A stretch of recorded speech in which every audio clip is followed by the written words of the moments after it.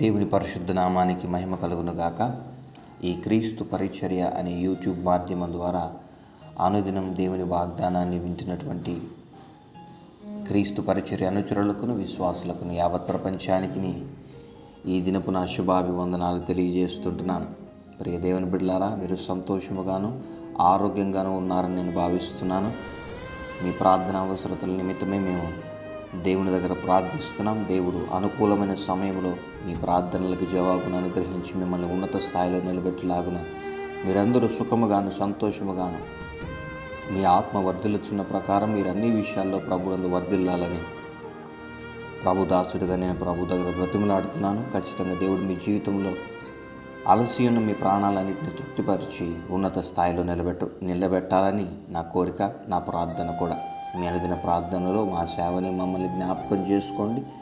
దేవుడు ఇంకా బహుబలంగా మమ్మల్ని వాడుకొని ఆయన నిత్య రాజ్య సువార్తకై మమ్మల్ని నిలబెట్టాల్సిందిగా బలహీనులమైన మమ్మల్ని నిలబెట్టుకుని ఆయన చేస్తున్నటువంటి బలమైన కార్యాలను బట్టి మేము దేవుని ఎంతగానో స్తుతిస్తున్నాం. కాబట్టి మీ అనుదిన ప్రార్థనలో మమ్మల్ని గురించి జ్ఞాపకం చేసుకోవాల్సిందిగా ప్రభు దాసుడిగా నేను మిమ్మల్ని వేడుకుంటున్నాను. మరి ఈ దిన వాక్య ధ్యానాంశంలో కనుక మనం వచ్చినట్లయితే, తెలిసి పాపం చేస్తే ఏమవుతుంది అనేటువంటి ఒక అంశం మీద నేను మీతో చర్చించాలని ఆశపడుతుంటున్నాను. తెలిసి పాపము చేయడం వల్ల ఏమవుతుంది అనేటువంటి విషయం నిమిత్తమై మనం ఒకసారి జ్ఞాపకం చేసుకుందాం. దీని గురించి బైబిల్లో ఎట్లుంటుంది అని అంటే కొన్ని వాక్యాలు ఉన్నాయి. ఎక్కడ పాపం అంటే దేవుని ఆజ్ఞను మీరి మనము మన ఇష్టానుసారంగా జీవించడం పాపమే. దేవుడు చేయొద్దన్న పని మనం చేసినప్పుడు దేవుని మనం దుఃఖపరిచిన వారం అవుతాం. తద్వారా అది మనల్ని ఏ లోకంలోకి నడిపించి ఈ లోకంలో ఉన్నటువంటి అనేక రకమైనటువంటి మలినకరమైన పరిస్థితులు మనకు అంటగట్టి మన జీవితాలను నాశనం చేస్తాయి. సామెతలు రాసిన గ్రంథంలో ఎలా ఉండాలి, ఎలా ఉండకూడదు, ఏవేవి మనలో నుండి తీసివేసేసుకోవాలో, ఏవేవి మనలో ఉంటే యెహోవాకు మనం అసహ్యులవుతామో సొలొమోను గారు అంత క్లియర్గా వివరించారు. సామెతలు రాసిన గ్రంథం 3వ అధ్యాయం 32వ వచనంలో కుటీల వర్తనుడు యెహోవాకు అసహ్యుడు.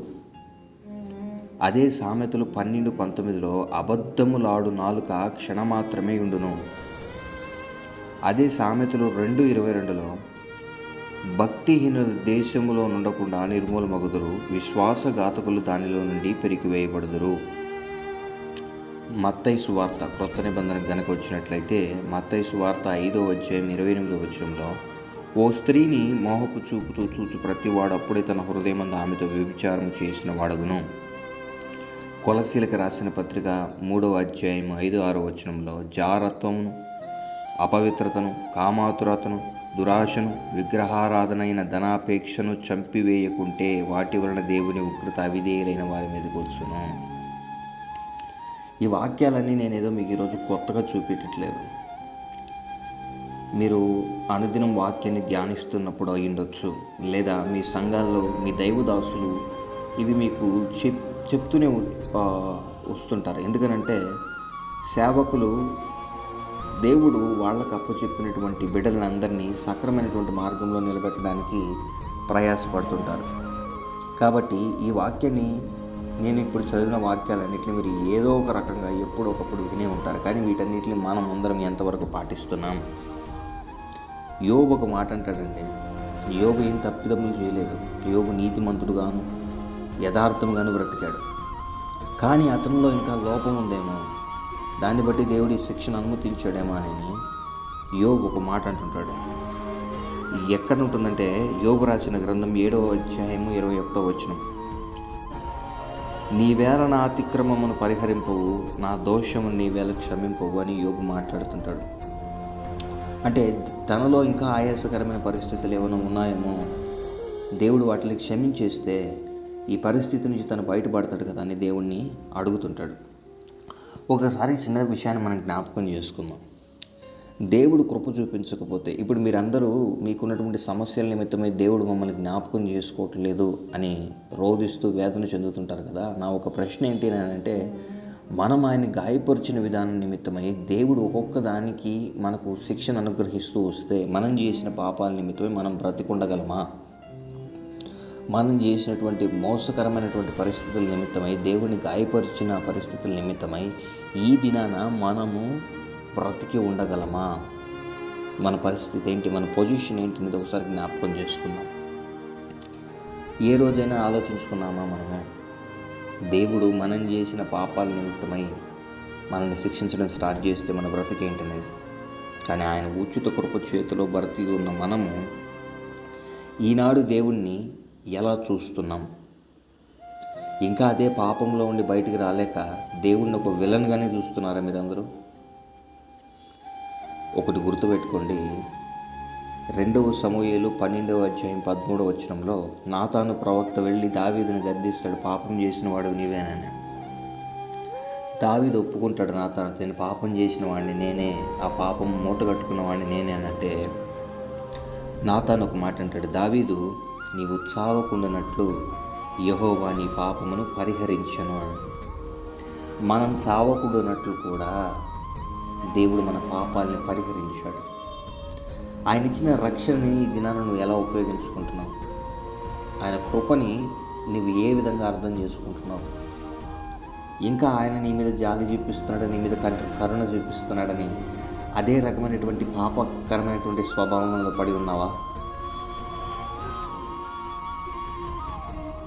మనము సత్యమును గూర్చిన అనుభవ జ్ఞానము పొందిన తర్వాత బుద్ధిపూర్వకముగా పాపము చేసిన ఎడల పాపములకు బలి ఇకను ఉండదు, కానీ న్యాయపు తీర్పునకు భయముతో ఎదురుచూచుటయు విరోధులను దహింపబోవు తక్షణమైన అగ్నియు నీకు ఉండును అని హెబ్రీయులకు రాసిన పత్రిక 10:26-27 ఉంటుంది.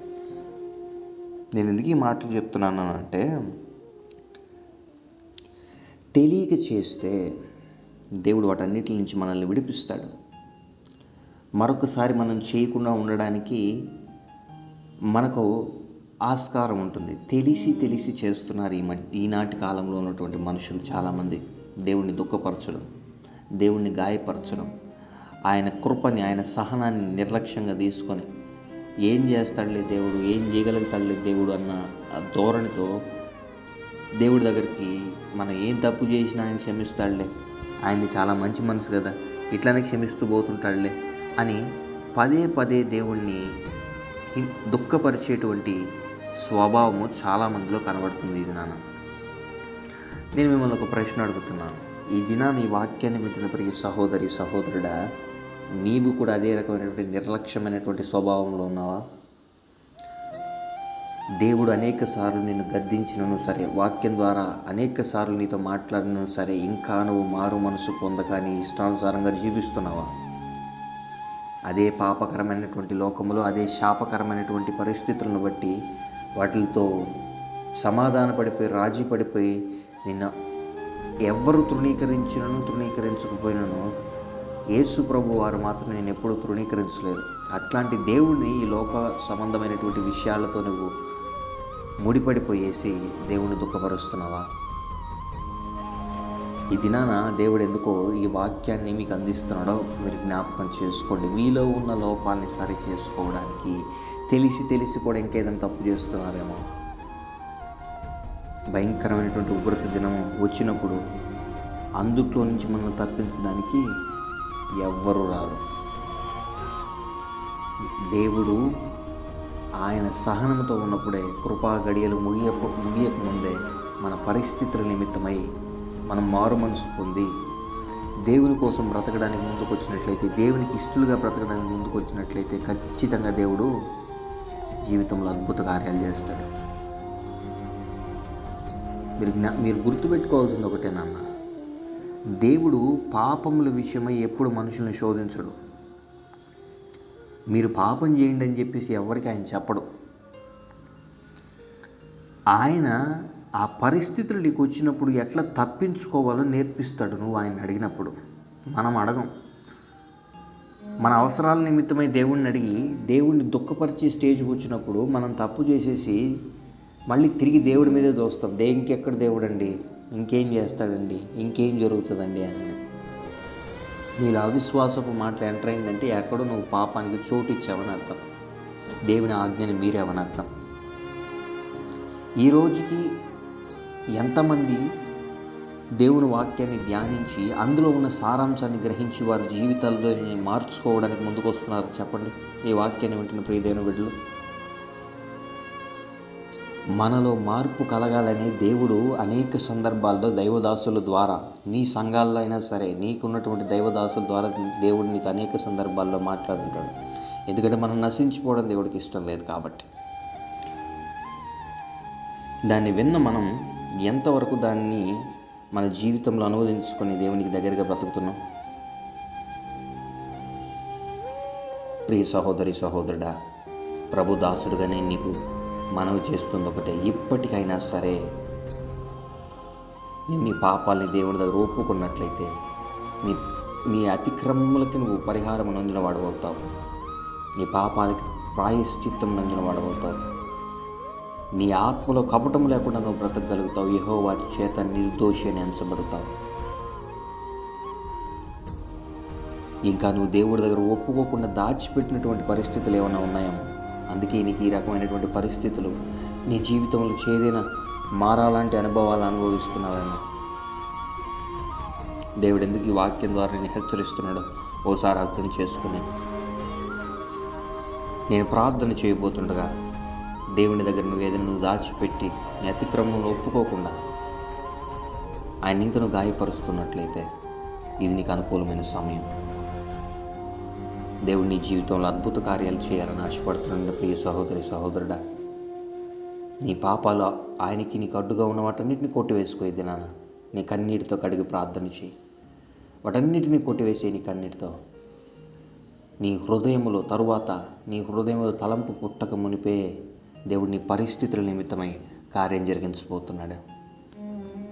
అట్లు కృప, దేవునితో అనుసంధానం కలిగి జీవించేటువంటి శక్తి దేవుడు మనకందరికీ అనుగ్రహించి నడిపించి కాపాడునుగాక. ఆమెన్. ప్రార్థన. పరిశుద్ధుడా, ప్రేమ కలిగిన నాయన, జీవము కలిగిన తండ్రి, నిదానమైన శ్రేష్టమైన నామానికి స్తుతులు, స్తోత్రాలు, వందనాలు. గడిచిన రాత్రి కాలం అంతా ప్రభువైనా మమ్మల్ని ఇదిగో ప్రభువును కాపాడి మరొక ఉదయ దినాన సజీవ లెక్కలో మమ్మల్ని లేపి నిలబెట్టిన రీతిని బట్టి నీకు వందనాలు. ఈ అనుదిన దేవుని వాగ్దానాన్ని ఎంతమంది బిడ్డలైతే స్వీకరిస్తున్నారో, వింటున్నారు, బిడ్డల్లో ప్రభువైన కార్యాలు జరుగురాగిన ప్రభువైనా వారి పాపాలను వారు ఒప్పుకోవడానికి ముందుకు వస్తుండగా ప్రతి బిడ్డల పాపాలను పరిహరించమని ప్రార్థిస్తుంటున్నాం. ఒకవేళ తెలిసి చేసి ప్రభువైనా గాయపరిచారేమో ప్రభా, బిడ్డల్ని ప్రభువైనా నీ కృప హస్తములతో కనికరించి ప్రభువైనా బిడ్డల్ని లేవనెత్తమని ప్రార్థిస్తున్నాం. ఏ రకమైనటువంటి బలహీనతలతో ఉన్నను అయ్యానైనా సంపూర్ణమైన విడుదల ఈ దినాన బిడ్డలకి కలుగును గాక. అప్పుల బాధల్లో, ఇరుకుల్లో, ఇబ్బందుల్లో, నానా రకమైన సమస్యల్లో, అవమానాలు గుండా వెళ్తున్న బిడ్డలకి సార్నైనా జీవితంలో ప్రభానైనా చేదును అనుభవిస్తున్న బిడ్డలకి ప్రభాన అద్భుత కార్యాలు జీవితంలో జరిగించమని ప్రార్థిస్తున్నాం. వారి అప్పును అంతటి తీర్చుకోగలిగిన శక్తికి ప్రభాన బిడ్డలకు అనుగ్రహించమని ప్రార్థిస్తున్నాం. వారు నిలబడే స్థాయిలో ప్రభానైనా వారి ప్రభావం ఉన్నత స్థితిలో ఉండేలాగన చెయ్యి చాచేవారుగా కాకుండా ఇచ్చేవారుగా బిడ్డలు మారులాగిన బిడ్డలను ఆశీర్వదించమని ప్రార్థిస్తుంటున్నాం. అదే రకంగా ప్రభానైనా ఎంతమంది బిడ్డలైతే ప్రభానైనా ఈ దినాన వివాహ దినాలు, జన్మదినాలు జరుపుకుంటున్నారు, బిడ్డల తలల మీదకి ఆశీర్వాదాలని కుమ్మరించమని ప్రార్థిస్తుంటున్నాం. మరి ఎంతమంది బిడ్డలైతే ప్రభానైనా ఇదిగో జీవితంలో వైఫల్యం చెందామని ప్రభావం అనేక రకమైనటువంటి ఆలోచన వల్ల ఈడ్చబడి ప్రభావం చనిపోదామనేటువంటి నిర్ణయాలు తీసుకుంటున్నారు. నజరేయుడైన యేసు నామములో ఆ బిడ్డలను ఆ రకముగా ప్రభావైన కృంగుదలకు గురి చేసిన దురాత్మ చీకటి అంధకార సమూహాలన్నింటినీ లయపరుస్తున్నాం. బిడ్డలు సంతోషముగా బ్రతుకులాగన, ధైర్యముగా బిడ్డలు జీవించలాగన, బిడ్డల జీవితంలో ఆశ్చర్య కార్యాలు జరిగించమని ప్రార్థిస్తుంటున్నాం. వివాహాలు జరగక ఎంతమంది బిడ్డలైతే ప్రభావం బాధపడుతున్నారో మంచి మంచి సూటబుల్ సంబంధాలు వచ్చి వివాహాలు జరుగులాగిన బిడ్డల్ని ఆశీర్వదించమని ప్రార్థిస్తుంటున్నాం. ఉద్యోగాలు లేక బాధపడుతున్న బిడ్డలకి ప్రభావం ఉద్యోగాలను అనుగ్రహించమని ప్రార్థిస్తున్నాం. విదేశాల నుండి మా ప్రియ బిడ్డలు ఎంతమంది అయితే అనుదిన దేవుని వాగ్దానాన్ని వింటున్నారో ప్రభావం బిడ్డల తలల మీదకి ఆశీర్వాదాలని ప్రభావం, కుటుంబాలని ప్రభావం ఇదిగో ఉన్నత స్థాయిలో ఇంకను నడిపించమని ప్రార్థిస్తుంటున్నాం. విదేశీయానం కోసం ప్రయత్నిస్తున్న బిడ్డలు ఎంతమంది అయితే ఉన్నారో అది చదువు నిమిత్తం, ఉద్యోగ నిమిత్తం, ప్రభావం వ్యాపార నిమిత్తం, దేని నిమిత్తం వెళ్ళాలని ఆశపడుతుంటున్నారు. నీ చిత్తమైతే ఆ బిడ్డలు కోరుకున్న రేవుకు ఆ బిడ్డలు నడిపించమని ప్రార్థిస్తున్నాం. భార్యాభర్తల మధ్య ప్రభావం భయంకరమైన గొడవలు పెడుతున్న దురాత్మ చీకటి అంధకార చిచ్చు సమూహాలను యేసు నామములో లయపరుస్తున్నాం. ఎంతమంది భార్యాభర్తలు అయితే విడిపోయి ఉన్నారో వాళ్ళు తిరిగి కలుసుకుని లాగని ప్రభావైనా నీ కృపను చూపించమని ప్రార్థిస్తుంటున్నాం. ఈ సమాధానాన్ని ప్రతి కుటుంబం మీద ఉంచి ఉన్నత స్థాయిలో బిడ్డలు ఊడులాగిన ప్రభావైనా వారిని ప్రభావైనా ఒక గొప్ప ప్రభానైనా ఇదిగో ఉన్నతమైనటువంటి ప్రభానైన స్థితిలోకి తీసుకురామని ప్రార్థిస్తున్నాం. ఈ దిన దేవులతో ప్రతి బిడ్డల్ని నింపి నడిపించి ప్రభానైనా ఈ దిన ఆశీర్వాదాలతో ప్రభానైనా బిడ్డలందరూ సంతోషముగా బ్రతుకులాగన రాబో భవిష్యత్ కాలంలో ఇంకనూ ఎందు భయభక్తులు కలిగి ప్రభానైనా యథార్థమైనటువంటి ప్రవక్తన కలిగి వారి జీవించలాగిన బిడ్డలందరికీ శక్తిని అనుగ్రహించమని స్తుతి ఘనత మహిమా ప్రభావం నీకే ఆరోపిస్తూ యేసయ్య పరిశుద్ధమైన నామమున ఈ ప్రార్థన విన్నపం అడిగి పొందుకున్న మా ప్రియ పరలోకపు తండ్రి. Amen, amen, amen. Praise the Lord. May God bless you all.